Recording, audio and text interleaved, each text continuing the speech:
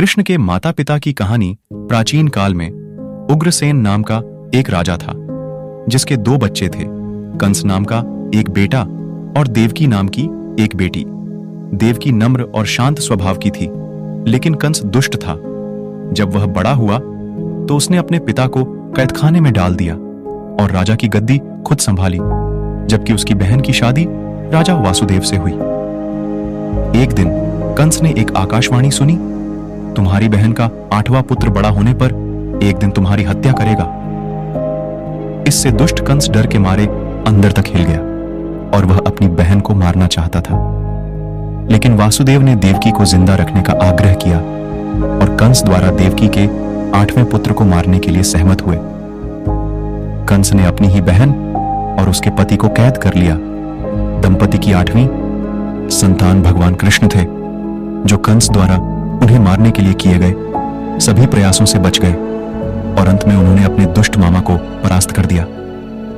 सीख, यदि आप बुरे हैं और आपके बुरे इरादे हैं तो आपको अपने पापों की सजा जरूर मिलेगी। हमेशा सकारात्मक रहें और दूसरों का भला करने के बारे में सोचें। 2. भगवान कृष्ण का जन्म देवकी और वासुदेव उनके भाई कंस द्वारा कैद किए गए थे। हर बार जब देवकी एक बच्चे को जन्म देती, कंस खुद आ जाता और अपने हाथों से बच्चे को मार देता था। देवकी के 7वें बेटे का गर्भपात हुआ, लेकिन वह रहस्यमयी तरीके से वृंदावन की रानी रोहिणी के गर्भ में स्थानांतरित हो गया, जो कृष्ण के भाई बलराम के रूप में दुनिया में आए। उनके 8वें पुत्र का जन्म आधी रात को जेल के भीतर हुआ। ये भगवान कृष्ण थे और उस विशेष दिन को जन्माष्टमी के रूप में मनाया जाता है। सीख, अगर कुछ अच्छा होना है तो वह होकर रहेगा। अच्छाई हमेशा बुराई पर हावी होती है। 3.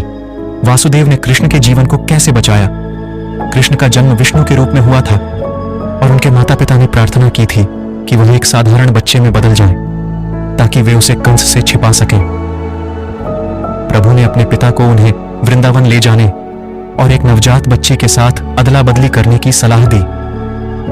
फिर जादुई रूप से कैदखाने के पहरेदार सो गए और सभी ताले और जंजीरें अपने आप खुल गईं। वासुदेव ने कृष्ण के जीवन को कैसे बचाया? वासुदेव छोटे कृष्ण को लेकर वृंदावन के लिए रवाना हो गए। जब वह यमुना नदी के तट पर पहुंचे तो उन्होंने देखा कि नदी में बाढ़ आई हुई थी, अपने सिर पर छोटे कृष्ण को रखते हुए। जैसे ही वासुदेव ने नदी को पार करने का प्रयास किया और पानी ने जैसे ही कृष्ण के पैर की अंगूठे को छुआ, यहां पर भी रहस्यमयी तरीके से नदी का पानी पीछे हट गया, जिससे वासुदेव अपनी यात्रा पूरी कर सके। वह फिर यशोदा के घर पहुंचे, बच्चों की अदला बदली की और बच्ची के साथ वापस कैदखाने लौट आए। देवकी और वासुदेव को उम्मीद थी कि कंस लड़की को छोड़ देगा, क्योंकि भविष्यवाणी थी कि एक लड़का कंस को मारेगा, लेकिन कंस ना। 4. कृष्ण और राक्षसी पुतना। कृष्ण के मामा कंस उसे मारने के लिए बेताब थे, इसलिए उन्होंने पुतना नामक एक राक्षसी को यह कार्य सौंपा। राक्षसी ने एक सुंदर महिला का रूप धारण किया और उस कमरे में जा पहुंची जहां कृष्ण थे। उसने अपने स्तनों पर जहर लेपा हुआ था और कृष्ण को दूध पिलाने का अनुरोध किया। कृष्ण की मां को उसके असली इरादों का पता नहीं था और उन्होंने पुतना को दूध पिलाने की अनुमति दे दी, लेकिन कृष्ण ने अपनी आंखें बंद कर लीं और उस राक्षसी के जीवन को चूस लिया, जिससे उसकी मृत्यु हो गई। विष ने कृष्ण का कुछ नहीं बिगाड़ा, लेकिन कृष्ण को दूध पिलाने का अच्छा कर्म करने के कारण पुतना की आत्मा को मुक्ति मिल गई। सीख, कभी भी किसी को जानबूझकर चोट नहीं पहुंचानी चाहिए, क्योंकि आपको इसके लिए भुगतना पड़ सकता है। 5. भगवान कृष्ण का मक्खन पसंद करना। भगवान कृष्ण को मक्खन खाना बहुत पसंद था। वृंदावन शहर में हर कोई उनकी शरारतों और मक्खन चुराने के प्रयासों से वाकिफ था, इसीलिए उन्हें माखन चोर कहा जाता था।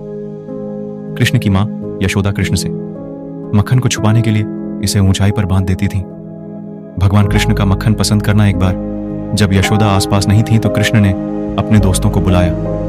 वे एक दूसरे के ऊपर चढ़ गए और कैसे भी वह मक्खन के बर्तन तक पहुंचने में कामयाब रहे। सभी ने मिलकर मक्खन से भरा बर्तन नीचे उतार लिया और बड़े मजे से मक्खन को मिल बांट कर खाया, लेकिन दुर्भाग्य से उन्हें एहसास नहीं हुआ कि यशोदा वापस आ गई हैं। कृष्ण के सभी दोस्त वापस अपने घरों में भाग गए, लेकिन लेकिन कृष्ण को शरारती होने के लिए फटकार पड़ी। सीख, हमेशा अपने से बड़ों की बात माने और कभी चोरी न करें। 6. भगवान कृष्ण और यशोदा। भगवान कृष्ण शरारती थे और उनकी मां यशोदा उनकी शरारतों से थक चुकी थी।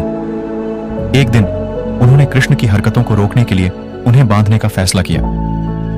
यशोदा उन्हें बांधने के लिए एक रस्सी लाई, लेकिन उन्हें एहसास हुआ कि रस्सी बहुत छोटी थी। वह फिर एक बड़ी रस्सी ले आई, लेकिन वह भी छोटी पड़ गई।